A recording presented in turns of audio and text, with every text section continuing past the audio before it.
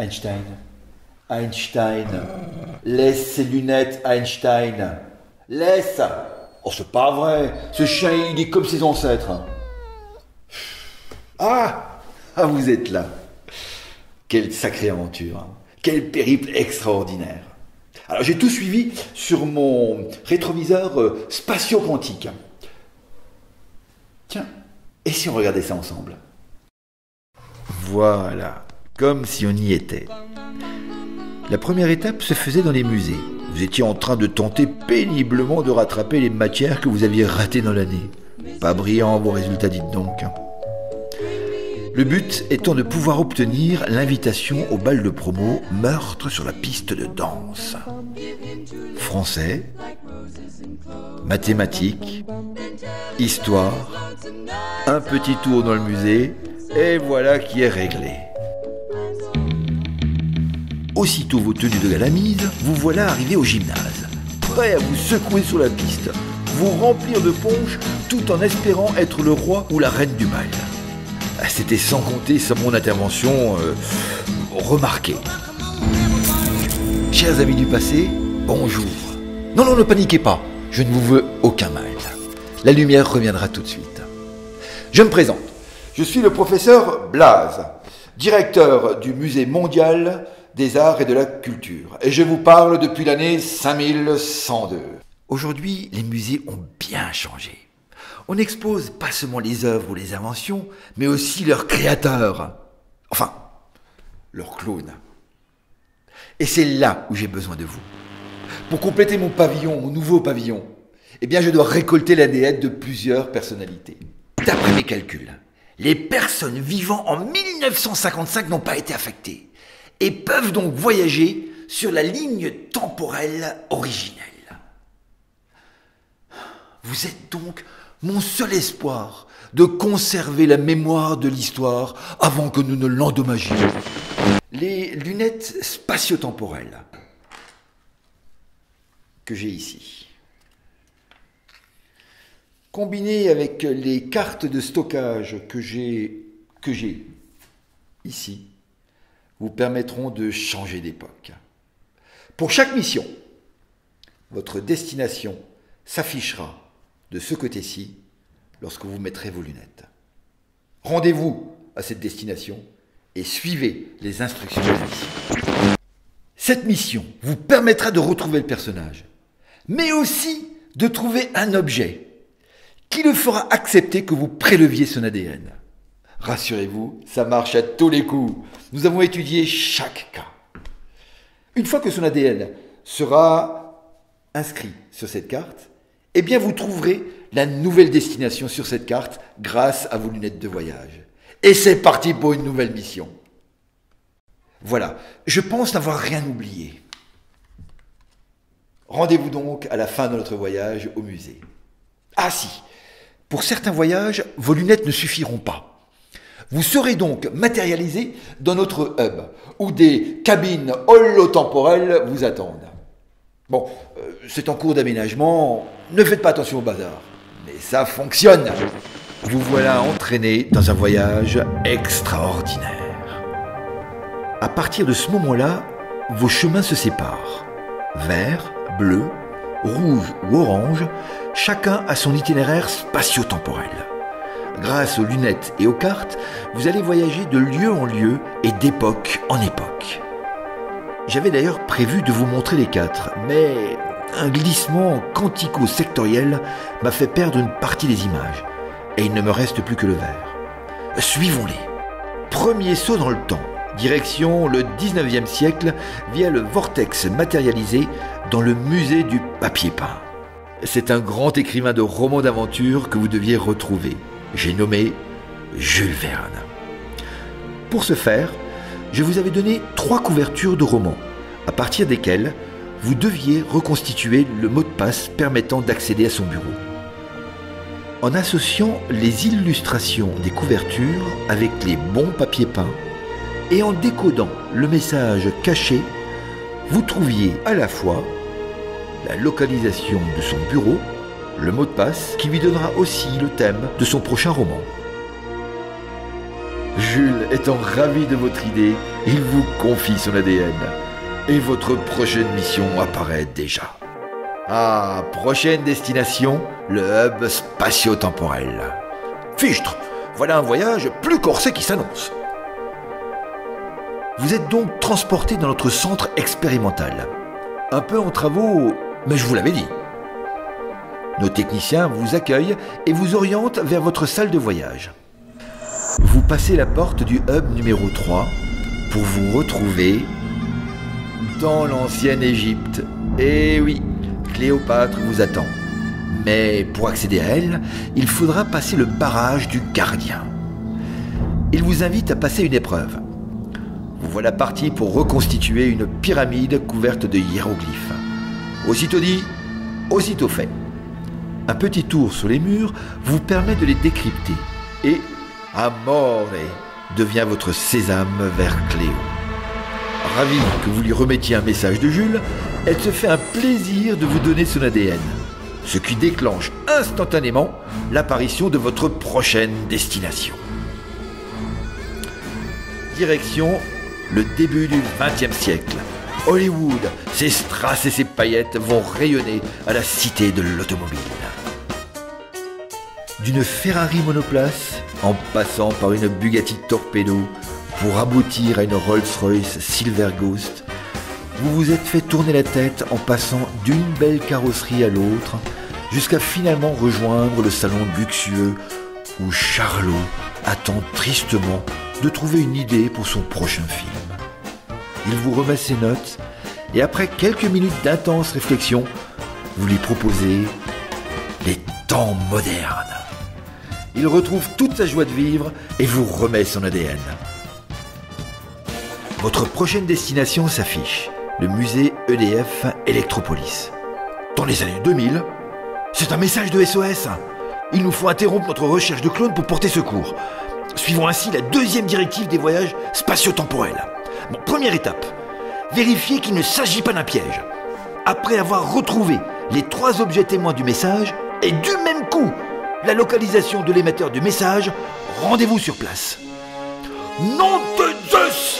Il s'agit de la DeLorean de nos amis Doc Brown et Marty McFly. Mais il semble manquer quelqu'un. Einstein a disparu. Doc vous explique sur un tableau qu'à la suite d'une mission ratée, je vous avais dit qu'on avait parfois fichu le bazar, l'arrière-grand-mère d'Einstein a été malencontreusement écrasée, créant un paradoxe temporel. Et la DeLorean a été abîmée en même temps. Résultat, il lui faut des composants neufs pour repartir mettre les choses en ordre. Vous partez donc à la recherche des 3 éléments nécessaires. Et après les avoir trouvés, Doc reprogramme votre carte pour vous renvoyer sur votre itinéraire. Retour au hub, cette fois direction salle numéro 2. Un antiquaire chinois. Période indéfinie, mais quelle caverne au trésor! Cette fois, j'avais besoin que vous trouviez ma nouvelle guide conférencière. Elle s'appelle Ming. Et c'est une palourde. Oui, mais une palourde de 500 ans d'âge qui a connu toutes mes célébrités et qui va pouvoir servir du coup de guide conférencière dans mon musée. Comment est-ce possible? Nous y reviendrons tout à l'heure. Après une fouille en règle de la boutique, vous mettez la main dessus et récupérez son ADN.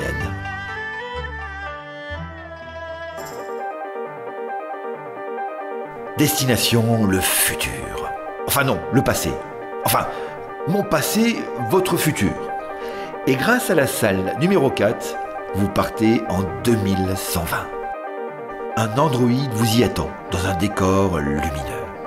Il a la faculté de faire évoluer les ADN des animaux pour les transformer en créatures parlantes comme les humains. Idéal pour ma Ming. Une technologie qu'ici, en 5102, nous avons malheureusement perdue. Mais, grâce au voyage dans le temps, nous allons pouvoir en bénéficier. L'androïde a l'air de vouloir vous aider. Seul souci, il ne parle pas votre langue. Il vous remet donc un message que vous allez décoder grâce aux écrans alphabets tout autour de vous. Après avoir maîtrisé sa langue, vous lui adressez votre requête Et très gentiment, il transforme l'ADN de Ming en Ming+. Voilà ma guide. Mission accomplie. Et aussitôt, nouvelle destination. La préhistoire. Lui me tenait à cœur.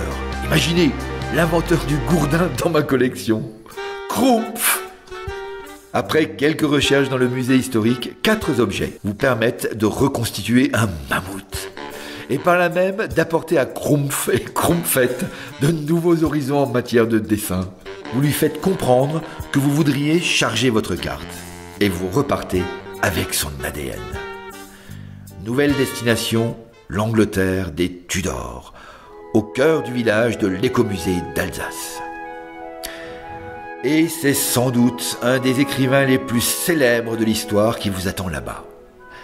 Après avoir successivement retrouvé le balcon de Roméo et Juliette, le crâne d'Hamlet,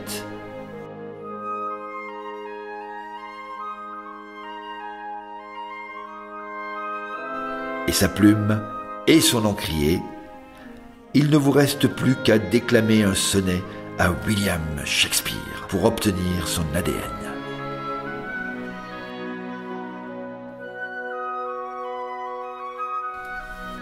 Au revoir Shakespeare, bonjour la Renaissance. Le musée des Beaux-Arts sera le réceptacle de ce nouveau vortex. Sur les murs, 3 tableaux vous sautent tout de suite aux yeux. Saint Jean-Baptiste, un musicien et Mona Lisa. Léonard de Vinci sera votre prochaine rencontre. Mais où est-il ? En regardant les tableaux de près et grâce à mes instructions, vous allez le trouver dans une salle en pleine réflexion, après avoir fait passer sous la porte le mot magique « Méco ». Mais Léonard est bougon. Il veut trouver comment voler. Et le secret est enfermé dans un cryptex. Il vous tend, là, les indices qui doivent vous aider à l'ouvrir. Et grâce à vos connaissances de 1950, vous résolvez tout ça en quelques minutes. « Scusi, signor Da Vinci », lui dites-vous en lui tendant le plan de l'aéroplane. De joie, il vous tend le bras et vous prenez son ADN.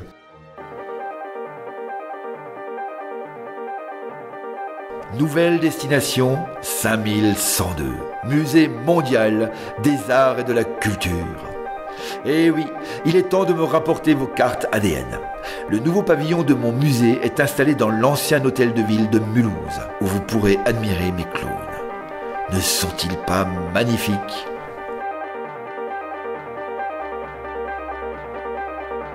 Beau voyage, n'est-ce pas ? Et surtout merci. Merci de m'avoir aidé à compléter mon musée. Et maintenant, vous allez pouvoir retourner à votre bal de promo. D'ailleurs, il me semble que nous avons été coupés au moment même où j'allais vous donner le nom du roi et de la reine lors de ma dernière transmission. Einstein, arrête, nom de Zeus. Ne touche pas au câble du convertisseur. Oui, pardon, je disais. Donc, le roi et la reine du bal sont évidemment Einstein.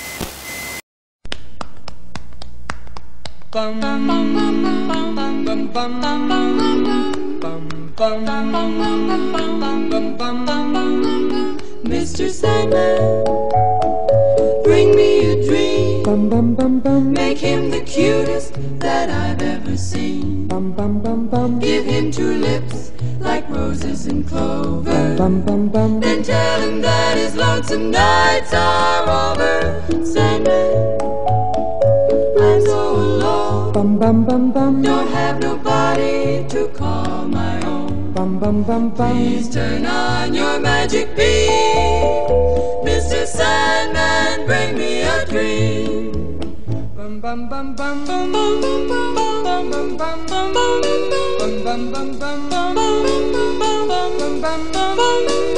Mr. Sandman, bring me a dream. Make him the cutest that I've ever seen.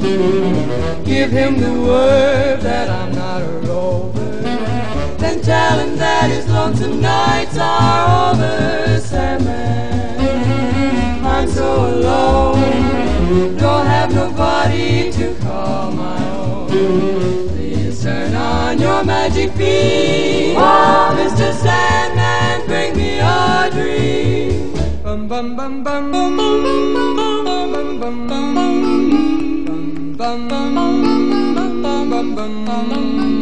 Mr. Sandman, Yes? bring us a dream. Give him a pair of eyes with a come hither gleam. Give him a lonely heart like Pagliacci, and lots of wavy hair like Liberace. Mr. Sandman, someone to hold, would be so peachy before we're too old. So please turn on your magic beam, Mr. Sandman, bring us